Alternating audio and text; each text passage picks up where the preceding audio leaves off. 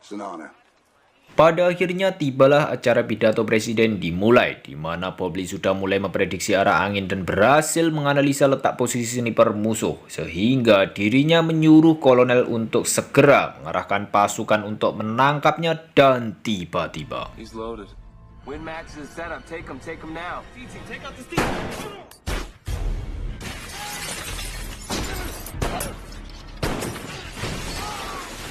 Bob Lee terkena 2 tembakan dan terjatuh dari atap. Dia pun berusaha kabur dari lokasi, sedangkan para pasukan militer dan anggota FBI bergegas dikerahkan untuk mencari pelaku. Dan saat itu juga di dalam gedung kejadian bergegas dikosongkan dan diatur sedemikian rupa jika seakan-akan Bob Lee lah yang melakukan percobaan pembunuhan terhadap presiden.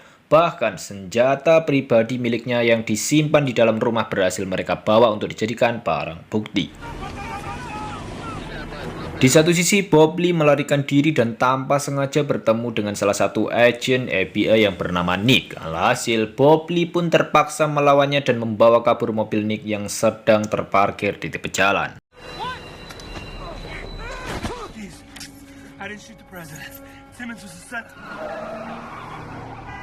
Sembari mengendarai mobil, Bob Lee mengalami pendarahan cukup parah dan apabila tidak segera ditangani maka akan cukup berbahaya bagi dirinya. Alhasil, Bob Lee menemukan sebuah kotak P3K di mobil anggota FBI tersebut, sehingga setelah Bob Lee menangani lukanya, ia pun kembali bergegas pergi dari lokasi.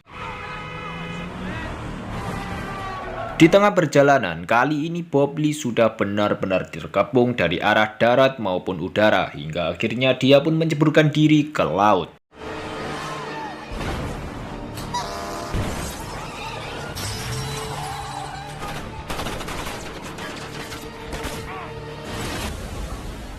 Bob Lee berhasil kabur dengan bergelantungan pada sebuah kapal tongkang yang kebetulan melintas. Para anggota militer pun tak henti di situ saja. Bahkan, pemberitaan perihal kasus Bob Lee tersebar ke seluruh media Amerika Serikat.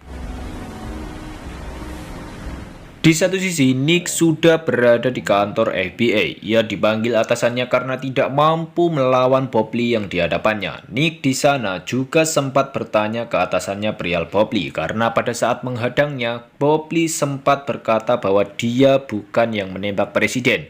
Kejadian tersebut merupakan jebakan untuknya, namun orang-orang di kantor tidak ada yang percaya dengannya. Beralih kepada Bob Lee yang berusaha mengobati lukanya yang semakin parah, di mana dirinya bersinggah di sebuah toko untuk membeli sesuatu. Namun untuk meminimalisir identitas dirinya, Bob Lee sengaja mematikan listrik yang berada di toko tersebut. Bob Lee kemudian membeli beberapa botol air, garam, jarum, dan juga gula. Tapi kita bisa lihat kemampuan bertahan hidup Bob Lee sangat kuat. Menggunakan alat-alat sederhana tersebut, Bob Lee mampu membuat infus untuk membackup daya tahan tubuhnya akibat lukanya yang cukup parah. Tak hanya itu, Bob Lee juga berusaha menyamarkan wajahnya supaya tak mudah dikenali oleh polisi. Di satu sisi, Nick tetap stay di kantor karena penasaran dengan perkataan Bob Lee saat itu, di mana dirinya berusaha melakukan penelitian menggunakan barang bukti yang ada, mulai dari peluru yang digunakan si pembunuh dan juga sebuah rekaman video. Tak lupa, ia juga mencoba mencari latar belakang dari Bob Lee. Singkat cerita, perjuangan Bob Lee membuahkan hasil. Dia berhasil melewati kota dan mendatangi rumah istri sahabatnya yang sudah meninggal bernama Sarah. Dahulu, sahabatnya bercerita jika istrinya sedang melakukan pelatihan kedokteran di sebuah universitas. Sehingga Bob Lee ke sana untuk memintai pertolongan kepada Sarah untuk mengobati lukanya. Tapi pada saat itu, Sarah sempat menolak hingga akhirnya dia luluh dengan perkataan sahabat suaminya tersebut yang pada akhirnya dia mau membantunya.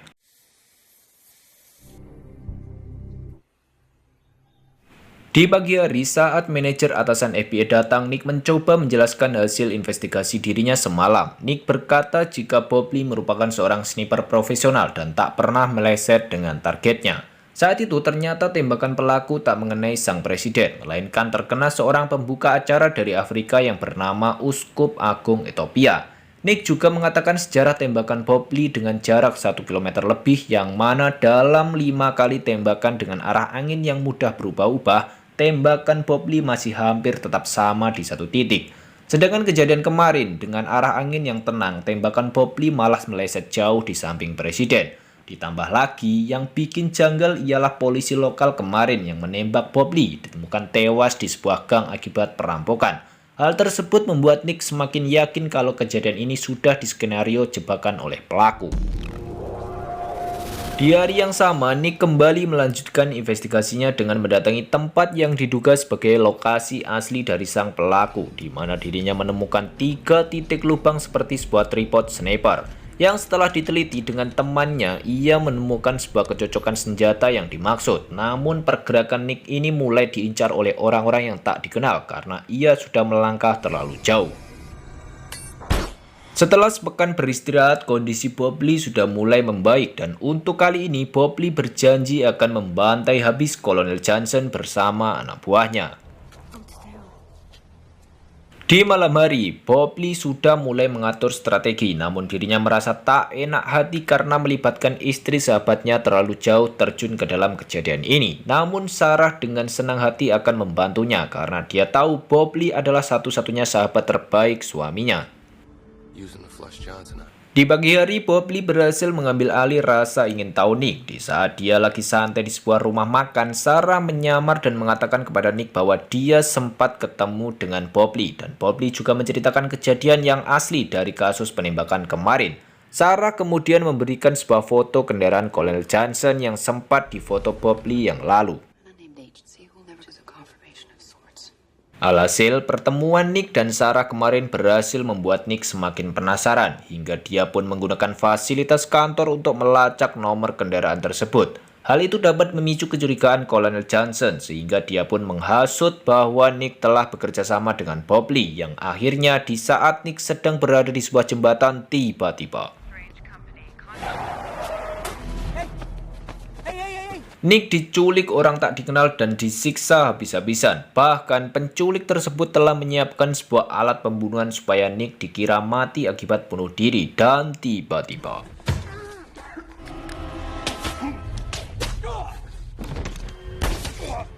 dengan keahlian menembak, Bob Lee mampu membunuh ketika penculik tersebut menggunakan sniper miliknya dengan jarak yang sangat jauh. Setelah menyelamatkan Nick, Bob Lee berencana untuk membuang jasad ketiga penculik tersebut ke sungai. Namun Nick terlihat masih ragu-ragu untuk membantu Bob Lee dan menyarankan dirinya untuk menyewa pengacara yang handal, sedangkan dirinya akan berusaha membantu berbicara ke atasannya mengenai kejadian yang sebenarnya.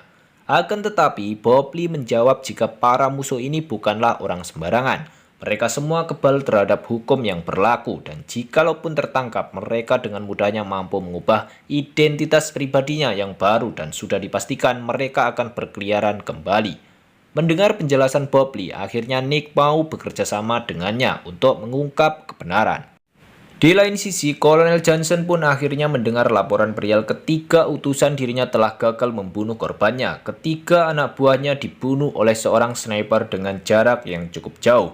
Sehingga Kolonel Johnson pun akhirnya menyadari bahwa Bob Lee belum mati dalam kejadian kemarin. Tak lama kemudian muncullah seorang bawahan kolonel yang memberitahu hasil penyelidikan dan kemungkinan terdapat seseorang yang membantu proses penyembuhan Bob Lee dari lukanya yang mengarahkan kepada seorang mantan istri sahabat Bob Lee yaitu Sarah. Alhasil, Kolonel Johnson pun langsung memerintahkan pasukannya untuk menangkap Sarah. Di lain sisi, Bob Lee dan Nick mendatangi sebuah tempat seseorang yang ahli dalam bersenjata yang bernama Mr. Red untuk menanyakan suatu teknis proses pembunuhan kemarin. Hal ini sangat penting untuk membuktikan bahwa Bob Lee benar tak bersalah. Dia juga menanyakan siapa kemungkinan pelaku yang mampu menembak dari jarak 2 km. Orang itu menjawab, jika untuk saat ini tak ada yang bisa melakukan itu kecuali Bob Lee Swagger dan seseorang mantan pasukan khusus militer Amerika Serikat. Namun untuk sekarang dia sudah berhenti menembak karena cacat akibat kegagalan tugas terakhirnya. Dan seketika Bob Lee teringat bahwa dirinya sempat bertemu orang tersebut. Dia merupakan salah satu anggota bawahan Kolonel Johnson. He died. Never heard from him no more. Met the son of a bitch. moment you think. Tak pikir panjang, Nick langsung menghubungi rekannya untuk mencari tahu identitas asli orang tersebut. Singkat cerita, malam hari teman Nick langsung memberikan kabar balasan, namun pergerakan Bob Lee sudah terbaca duluan oleh Kolonel Johnson. Sehingga Kolonel membuat sebuah rencana pertemuan dengan membawa pasukan khusus ke lokasi. Dan untuk menghindari kecurigaan yang lain, Kolonel meminta izin seorang atasan yang berkuasa di wilayah tersebut bernama Senator Carlos. Do kill him. No loose ends this time. Beralih pada Sarah yang ternyata dia sudah diculik dan disiksa habis-habisan oleh anggota Kolonel Johnson. Namun kali ini Bob Lee dan Nick sudah mulai mempersiapkan kebutuhan yang dapat mempermudah aksi mereka. Di mana Bob Lee menggunakan alat-alat sederhana yang dibeli dari toko bangunan, dia pun mampu membuat sebuah bom peledak yang sangat berbahaya. Tak hanya itu, Bob Lee juga melatih skill senapan laras panjang untuk Nick demi mengantisipasi situasi yang akan direncanakan.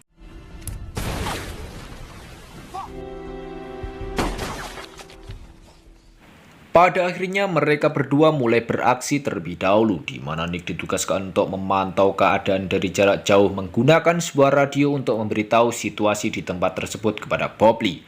Sedangkan Bob Lee langsung bergerak di garis depan untuk mengeksekusi para penjaga dengan jarak dekat. Tak lupa, dirinya juga menaruh bom rakitan yang sudah dia siapkan.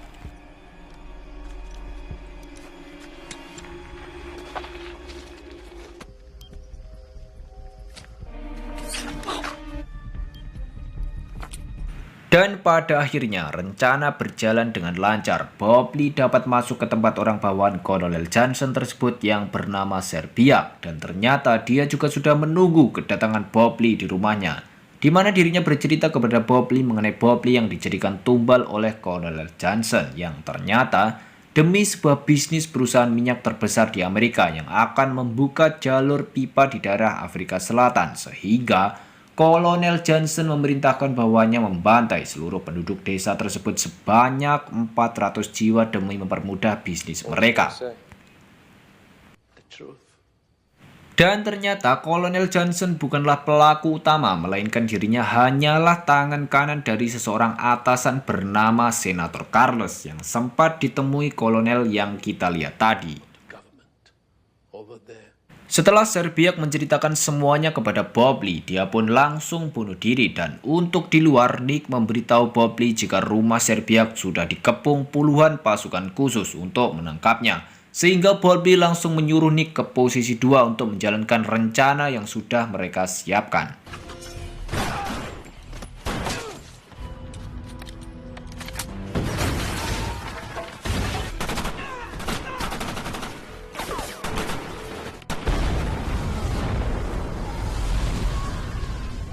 Mereka berdua berhasil membasmi pasukan darat dengan bom yang sudah mereka siapkan. Namun masalah kembali muncul ketika pasukan udara menyerang menggunakan helikopter. Tapi beruntung mereka menemukan sebuah tangki bahan bakar yang dapat dijadikan senjata dadakan untuk menghancurkan helikopter.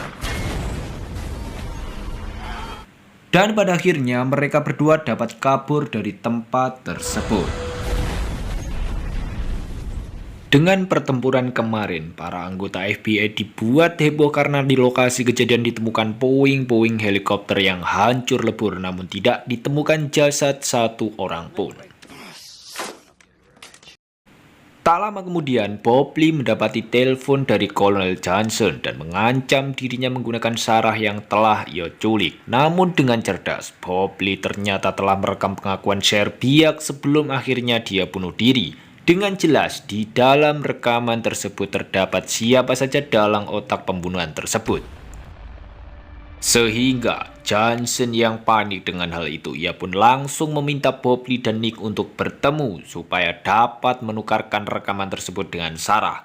Akan tetapi, sebelum bertemu, Bob Lee menuntut beberapa syarat agar ia mau bertemu dengannya. Ia meminta pertemuan tersebut diadakan di tempat yang terbuka dan juga seorang konglomerat alias Senator Carlos yang bekerja sama dengan Johnson harus ikut dalam pertemuan ini. Yang kemudian mereka pun akhirnya sepakat untuk menukar Sarah dengan barang bukti rekaman Serbiak yang dibawa oleh Bob Lee.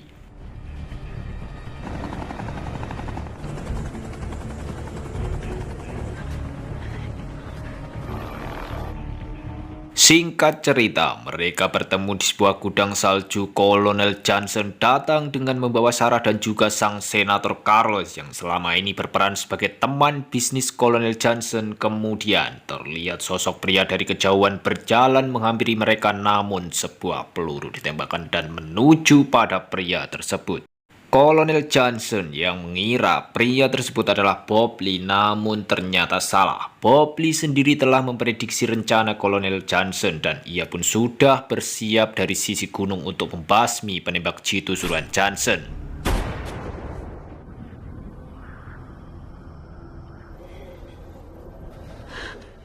Tak lupa, Bob Lee juga menembak seseorang yang menyandera Sarah sehingga membuat orang tersebut terjongkang, dan terungkap bahwa dari sosok pria yang ditembak tadi ialah Nick yang sudah memakai plat baja untuk melindungi badannya dari peluru timah panas. Setelah berhasil menghabisi pasukan Kolonel Johnson, Bob Lee kemudian menghampiri Kolonel Johnson dan Senator Carlos, di mana Carlos sendiri sangat terpukau dengan kecerdasan yang Bob Lee rencanakan. Sehingga dia pun mencoba menawarkan Bob Lee untuk bergabung dengan tim tentara pasukan yang dibentuk saat ini. Namun Bob Lee menolak tawaran tersebut secara mentah-mentah. Pada akhirnya pertukaran pun dilakukan sesuai janji. Bob Lee akan menghanguskan barang bukti rekaman dari pengakuan Serbia. What are you doing? Saving our lives. That proved you were innocent. Nobody out here is innocent. This stuff's... Kolonel Johnson yang melihat hal tersebut akhirnya tertawa dan mengatakan bahwa orang-orang seperti Anda tidak akan pernah bisa mengalahkan dirinya. Tak lama kemudian muncullah dua helikopter dari balik gunung yang ternyata anggota FBI yang datang untuk menangkap Bob Lee.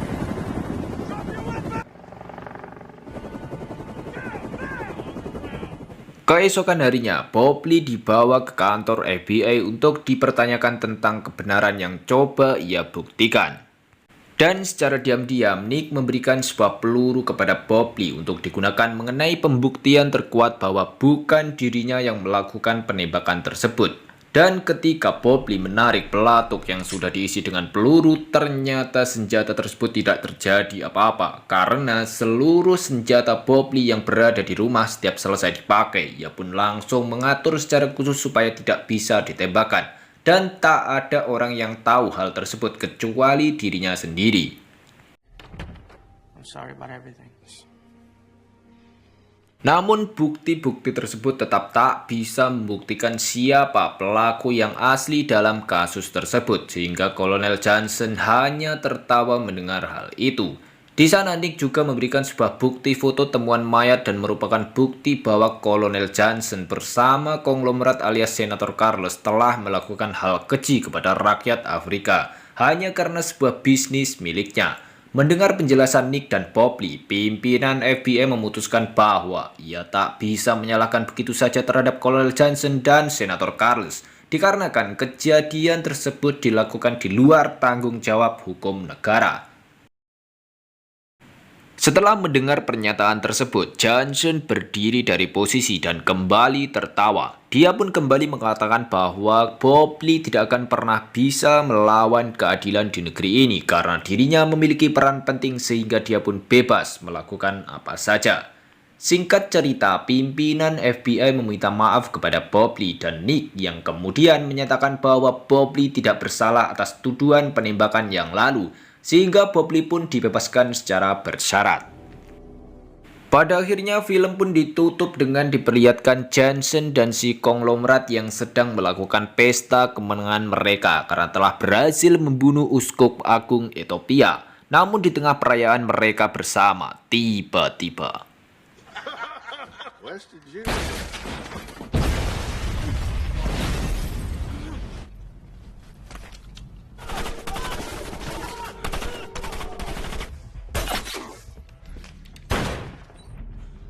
Exactly.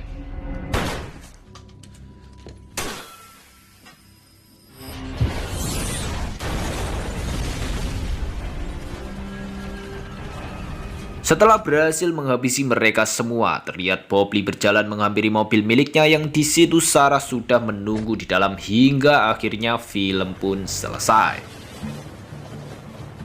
Oke guys, terima kasih sudah menonton dan jangan lupa like, comment, and subscribe jika kalian semua menyukai channel ini. Sampai jumpa di video selanjutnya.